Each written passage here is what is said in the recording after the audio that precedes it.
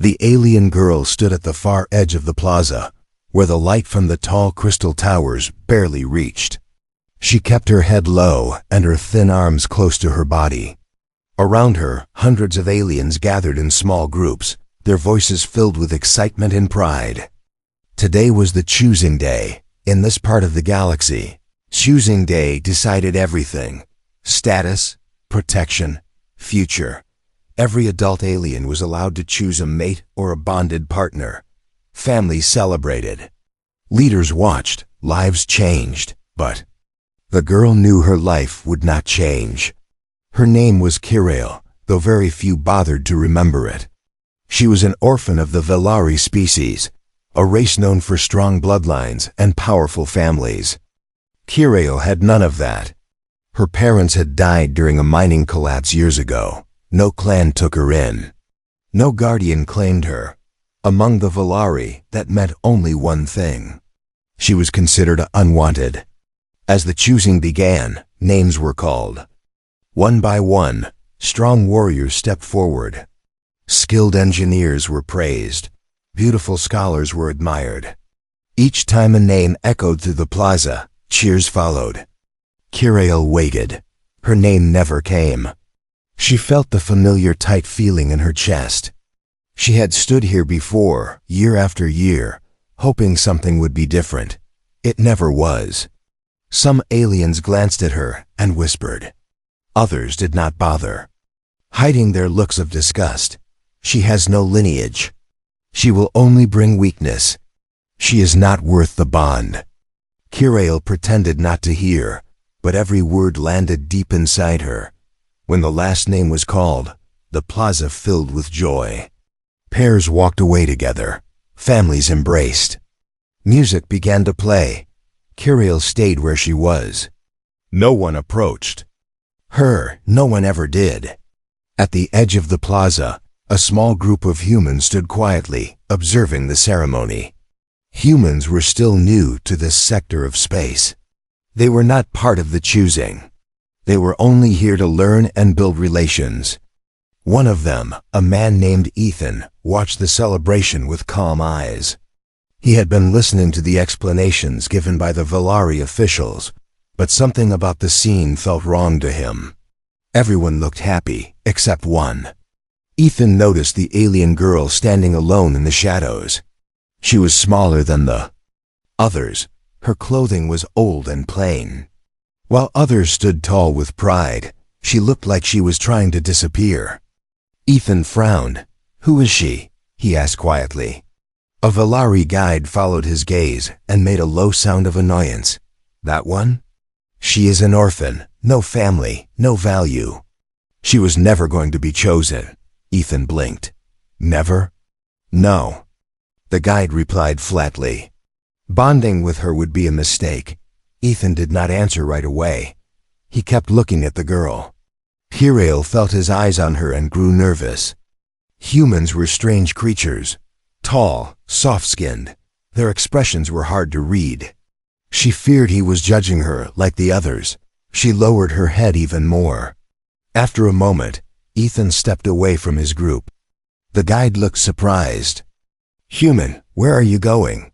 Ethan did not respond. He walked toward the shadows, toward the one alien everyone had ignored. Whispers spread quickly. Aliens noticed a human moving across the plaza. Some laughed. Others looked confused. Kirail noticed him approaching and froze. He stopped a few steps away, careful not to scare her. "Hello," he said gently, using the common trade language. "My name is Ethan." Kirail hesitated before answering. "I am Kirail." Her voice was quiet, like she was used to not being heard. "I saw you standing alone," Ethan said. "Is everything okay?" The question shocked her. No one had ever asked her that. She did not know how to answer. Finally she said, "It is normal," Ethan frowned again. Normal doesn't always mean right. Kirail looked up at him, truly looked at him for the first time. His eyes did not hold disgust or pity, only concern. Around them, the plaza grew quiet. Aliens watched closely, disbelief spreading across their faces. "Human," one Valari elder called out sharply. "Step away from her. She is not part of the choosing." Ethan turned his head slightly, but did not move. "I understand your customs," he said calmly, "but I also understand choice." The elder's eyes narrowed. "She has nothing to offer." Ethan looked back at Kirail. She looked fragile, but there was something else there too. A strength shaped by survival. A quiet endurance. "She's a person," he replied. "That's enough for me to want to know her." A wave of shocked murmurs rippled through the crowd. Kiriel's heart raced. She did not understand what the human was doing, or why. Humans were not supposed to interfere. Humans were not supposed to care. Yet here he was. The elder scoffed. "If you involve yourself with her, human, you will gain nothing." Ethan gave a small, almost sad smile. "We'll see." Kirail felt something unfamiliar stir inside her. Hope. As the plaza slowly returned to noise, one truth became clear to everyone watching. For the first time in her life, someone had chosen to stand beside the poor alien orphan. And the galaxy had no idea what that choice would soon uncover. The plaza slowly returned to its usual noise, but the feeling in the air had changed. Whispers followed Ethan and Kirail as they walked away from the crowd. Some aliens stared with open disbelief. Others looked angry, as if a rule had been broken that should never be questioned. Kiriel's steps were small and careful. She kept expecting someone to stop them, to pull the human away and remind her of her place. It had happened before, when she stood too close to others, or stayed too long in shared spaces. But no one stopped them. Ethan noticed her tense posture. "You don't have to walk like that," he said gently. "No one is going to hurt you." She gave a small, unsure nod. "They usually do," she replied honestly. Those words stayed with him. They reached a quiet platform near the outer ring of the settlement. From there, the stars were clearly visible, scattered like bright dust across the dark sky. Kirail often came here at night, when no one else cared enough to notice her. Ethan paused. "Is this place okay for you?" "Yes," she said. "It is quiet. Quiet is safe." He leaned against the railing and looked out into space. "Back home," he said, "quiet places are where people go to think or heal." Kirail did not understand the word heal in the way humans meant it, but she liked how it sounded. For a long moment, neither of them spoke.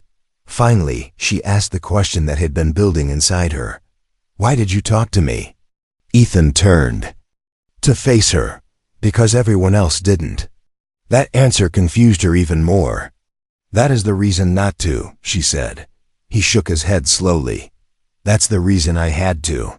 Kirail studied his face, searching for hidden meaning. Among her people, actions always came with expectations. Debt, control, obligation. Kindness was never free. "What do you want from me?" she asked carefully. The question made Ethan's expression soften. "Nothing," he said. "I just wanted to know your name and your story, if you're willing to share it." Her hands trembled slightly. She clasped them together to hide it. No one had ever asked for her story. No one had ever cared enough to listen. "I do not have a story worth telling," she said. Ethan smiled faintly. "Everyone does. Everyone does. Even if it hurts." She hesitated, then spoke in short, careful sentences. As if afraid her words might be taken away, she told him about the mining tunnels, about the collapse, about waking up alone in a medical bay with no parents waiting, about being moved from place to place, always temporary, always unwanted. She spoke of choosing days that passed like storms, leaving her standing in the wreckage. Afterward, Ethan listened without interrupting. When she finished, she expected silence. Or pity. Instead, he said, "You survived all that." "That's not weakness." Kirail let out a quiet, humorless sound. "Among my people, survival without lineage means nothing. Among mine, Ethan replied. It means everything. Their eyes met again. Something unspoken passed between them. Not trust. Not yet, but possibility. Elsewhere in the settlement, the Valari elders gathered in low voices. The presence of the human near the orphan had caused unrest. Customs were being questioned.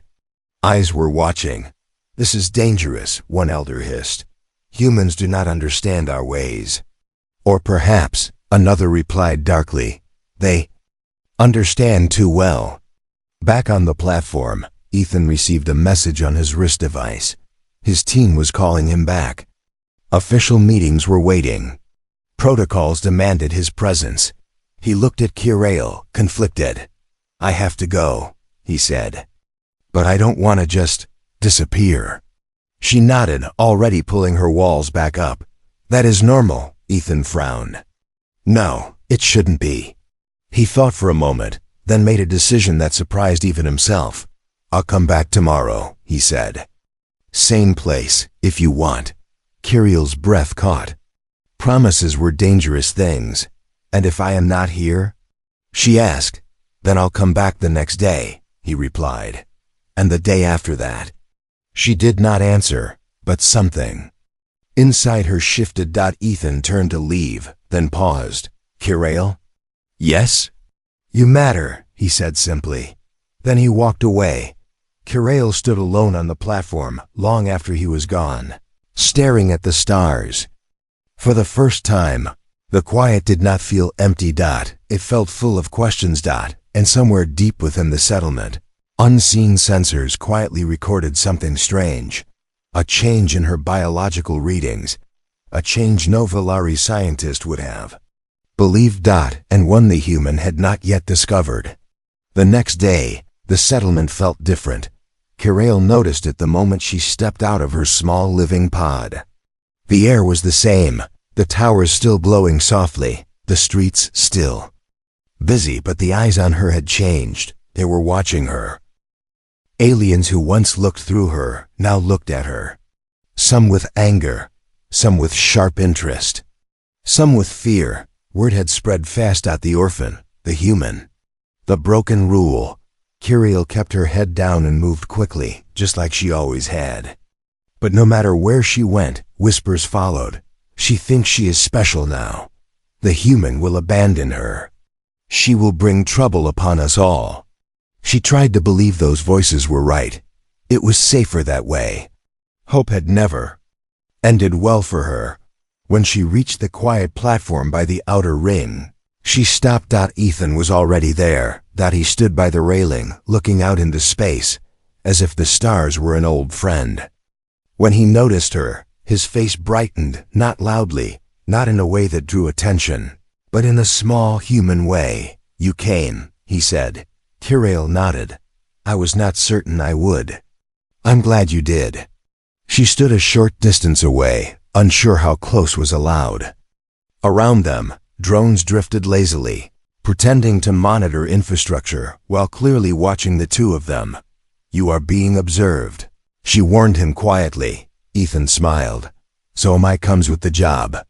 She looked at him confused. Why do you keep doing this? Doing what? Standing with me. Ethan leaned back against the railing. Because every system I've been to, he said, there's always someone pushed aside. Back home, we learned something important. And what is that? She asked. If you ignore injustice long enough, he replied, it becomes normal, and normal becomes cruel. No Valari had ever spoken like that. Before she could respond, a sharp voice cut through the air. Kirail. She turned.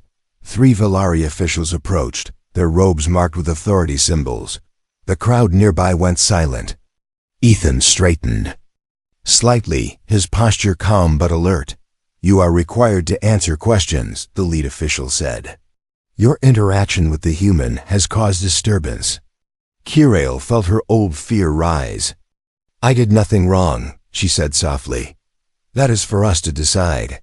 The official replied, then glanced at Ethan. Human, you are interfering with our social order. Ethan met his gaze. She is an orphan. The official snapped. She has no claim. Ethan's voice stayed steady. She doesn't need one. The official's eyes narrowed. You do not understand what you are involving yourself in. Kirail stepped forward before she could stop herself. Please, she said, her voice shaking. Do not punish him. I will leave. Ethan looked at her, surprised. You don't have to. She shook her head. This always happens. Something hardened in Ethan's eyes then, not anger, but resolve. No, he said firmly. This time, it doesn't. The officials hesitated. Humans were unpredictable.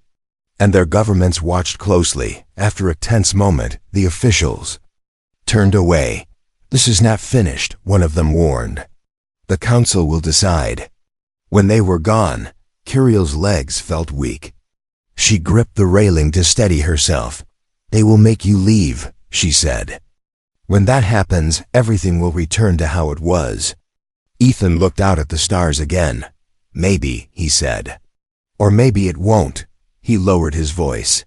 My people don't leave when things get uncomfortable. That's usually when we stay. Kiriel studied him carefully. Humans were fragile compared to many species. No claws. He felt stronger than anyone she had ever known. As the artificial sun dipped lower, a soft chime echoed across the settlement, unnoticed by all.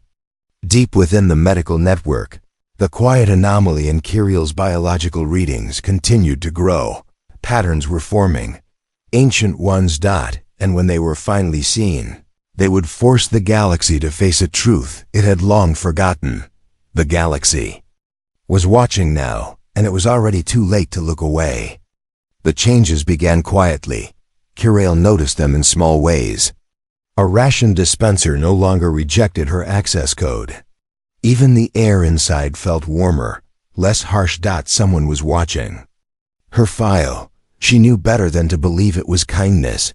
When she reached the outer platform that evening, Ethan was not there yet. She stood by the railing, staring at the stars, her thoughts restless. Every good thing in her life had always come with a price. She was bracing herself for it. Ethan arrived moments later, carrying 2 small containers. I wasn't sure what.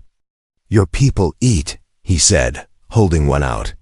So I brought something human, and something Valari. She hesitated, then accepted the Valari ration. You did not have to. I wanted to. They sat on opposite sides of the platform, the space between them careful but comfortable. Kiriel ate slowly, surprised by how much she had missed warm food. Why are they helping me now? She asked suddenly. The repairs, the rations. Ethan's jaw tightened. They're not helping you, he said. They're watching you. Making notes, waiting. For what? For you to become useful, he replied quietly. Her fingers curled around the container. Then they were right. I have value only if I can be used. Ethan shook his head. No, that's what they taught you to believe. She looked at him sharply. That is how the galaxy works. Not all of it, he said, and not us. She studied his face, trying to understand humans. Among the Valari, bonding was survival. Strategy, blood. With humans, it seemed emotional, illogical, dangerous. You could leave, she said. Your people would not stop you. I know, and yet you stay. Yes. Why? Ethan took a long breath. Because I grew up watching people get ignored. And because once you see it, you can't unsee it. Kiriel felt something tighten behind her eyes. She looked away quickly. Silence settled between them. Not empty this time, but heavy with meaning. That was when it happened. A soft pulse passed through her body. Not pain, not fear. A warmth that spread from her chest outward, like a memory waking. Up, she gasped and gripped the railing. Ethan was instantly on his feet. Kiriel? What's wrong? I do not know, she whispered.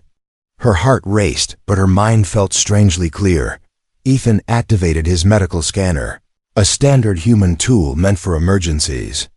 Just hold still, he said. The device beeped once. Then again, then it froze. Ethan frowned and tried to reset it.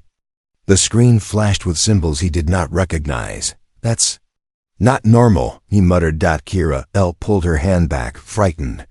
Do not report this, she said quickly. Please. She searched his face, then slowly relaxed. Unseen to them both, ancient alarms stirred systems that had not activated in generations. Back on the platform, Kiriel steadied her breathing. My parents used to say our people once shared bonds deeper than blood, she said softly. But those stories are considered myths. Ethan looked at her. Maybe they were stories to keep something alive. She turned to him. If that is true, then why was I abandoned? Ethan answered honestly.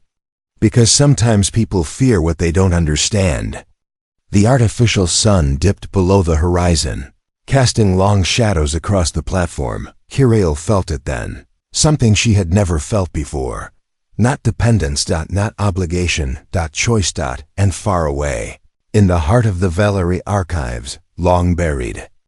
Data unlocked itself, one file at a time. The galaxy was about to remember what it had tried to forget, and this time, a human was standing at the center of it. The alarms did not sound out loud. They never did. Deep beneath the Velari settlement, old systems woke up quietly. Lights flickered on in sealed chambers that had not been opened for generations. Data streams began to move again, slow at first, then faster, as if stretching. After a long sleep, all because of one pulse. All because of Kiriel. She did not know any of this as she returned to her living pod that night. Her body still felt warm, like something inside her had shifted into a new place. She could not sleep. Every time she closed her eyes, she felt that same gentle pressure in her chest, steady and alive.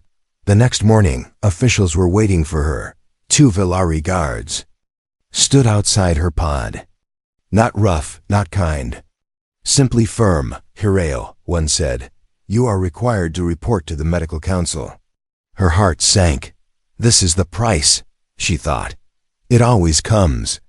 Ethan arrived moments later, having been alerted by his own team. The moment he saw the guards, his expression darkened. You're not taking her without explanation, he said calmly. The guards hesitated. Humans carried weight now, whether the Velari liked it or not. She triggered a legacy system. One guard finally admitted, that should be impossible. Ethan looked at Kiriel. Did you feel anything strange last night? She nodded slowly. Yes. That was enough. They escorted her not to a normal clinic, but to an old medical wing near the core of the settlement. The walls there were older, the symbols worn. Ethan noticed something immediately. This place predates your modern government. He said. Yes, a council scientist replied stiffly. Before the collapse. Before the purge. Kiriel stiffened. The purge? She asked. No one answered her. They placed her inside a scanning field far more advanced than anything she had seen. Light passed through her body in soft waves. The machines began to hum. Then the room fell silent. One by one, Velari scientists stared at the data appearing before them. Their skin shifted color, a sign of shock among their species. This cannot be right, one whispered. Another stepped closer to the display. Run it again. They did. The result did not change. Kiriel's genetic markers were not weak. They were rare. Not damaged. Sealed. Ethan watched their reactions carefully. What are you seeing?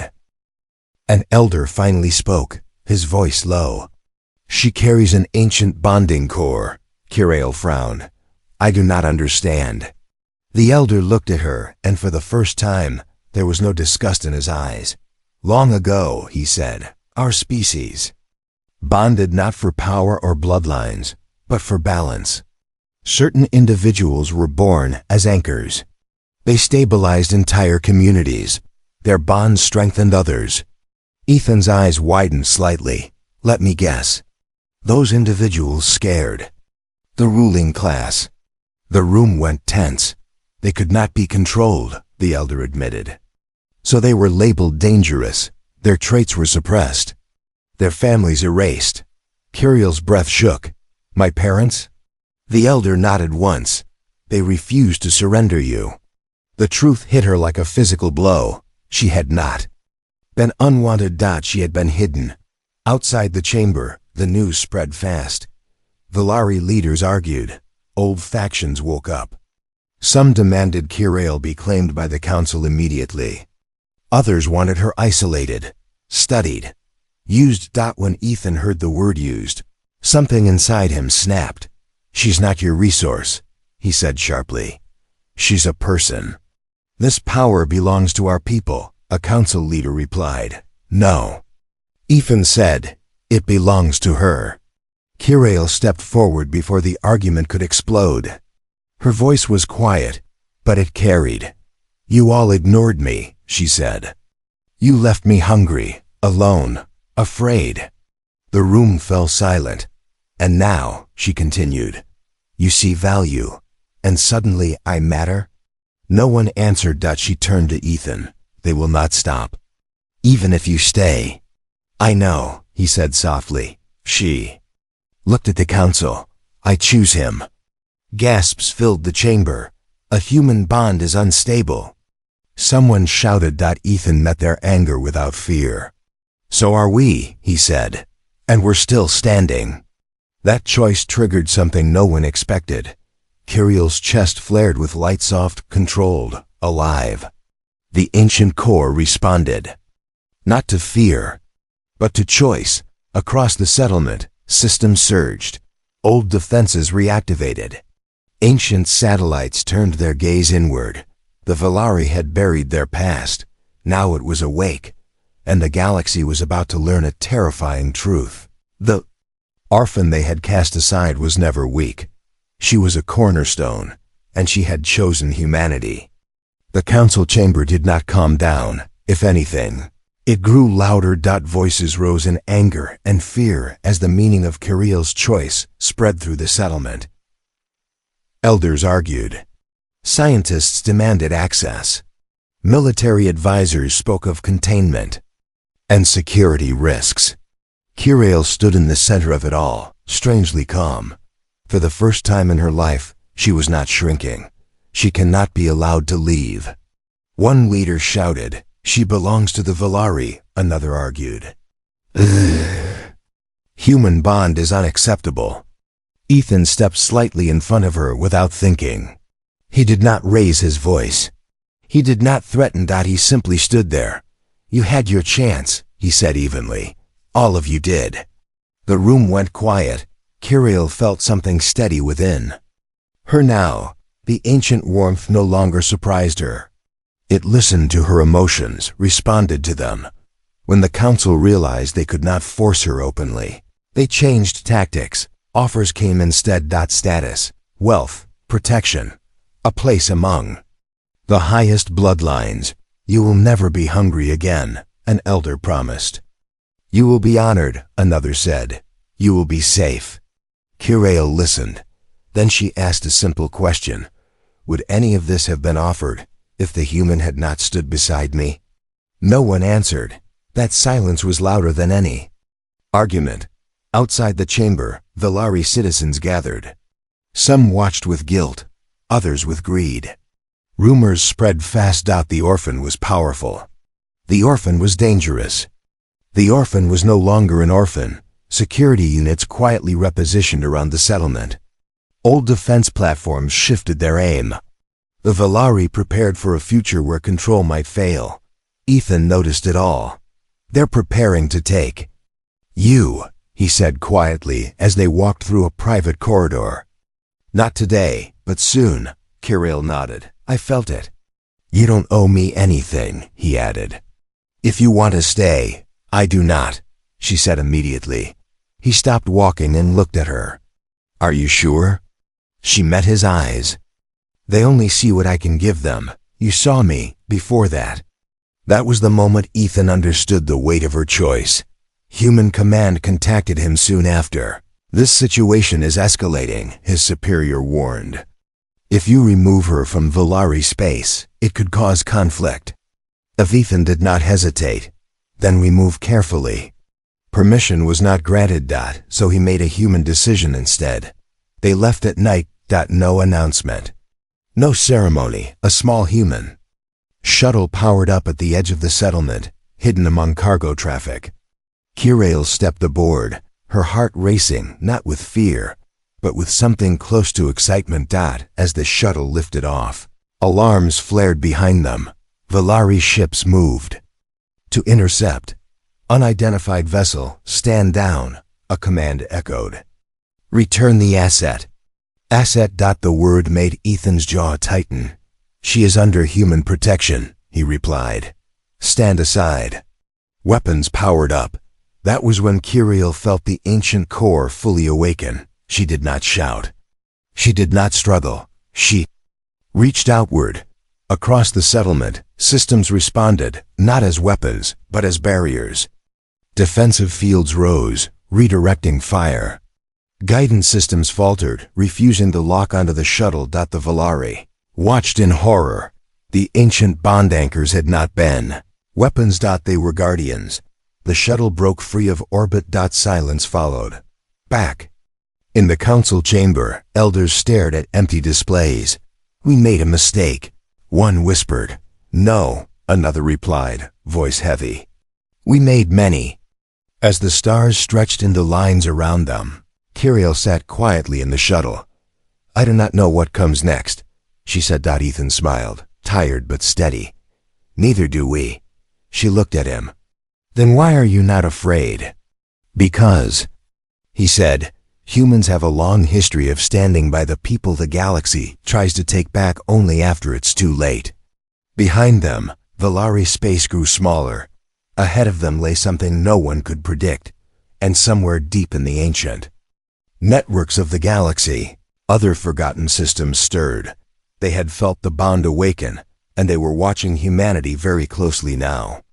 The human shuttle crossed into neutral space without pursuit.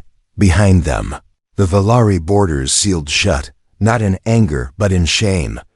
Kirill sat by the viewport, watching unfamiliar stars slide past. For the first time in her life there were no rules written for her, no place assigned, no future decided by others. That freedom felt heavier than fear. Ethan noticed her silence. You okay? I do not know who I am now, she said honestly. Everything I was taught was a lie. Ethan nodded. That happens to humans too, usually when we grow up. She gave a small, unsure smile. Human medical officers insisted on running gentle scans once they reached a deep space station. Not to control her, but to understand her condition, and to protect her. The results stunned even them. Kirill's ancient bonding core did not react to genetics. It reacted to choice, specifically mutual choice. Human scientists compared it to something simple and powerful: trust under pressure. One doctor said it quietly, almost in awe. She's not bonded because she's rare. She's rare because she can bond. Ethan listened carefully. So the Valari were wrong from the start, he said. They weren't just wrong, the doctor replied. They were afraid.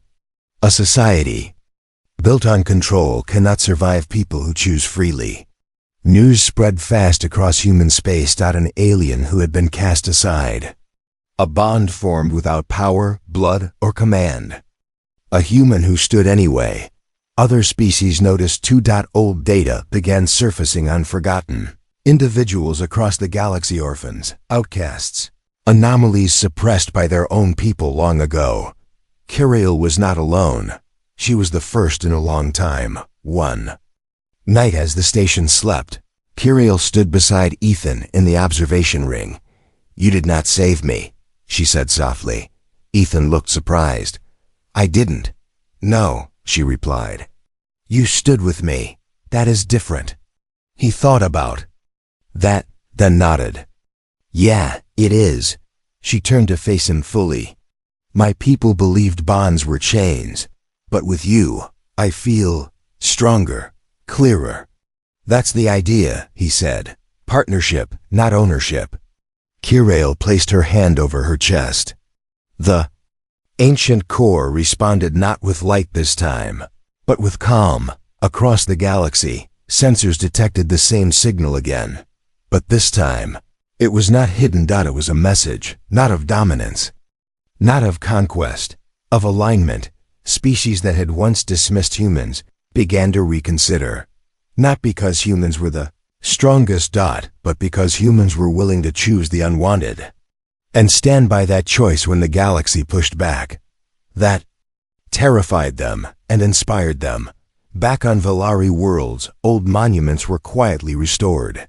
Names once erased were spoken again.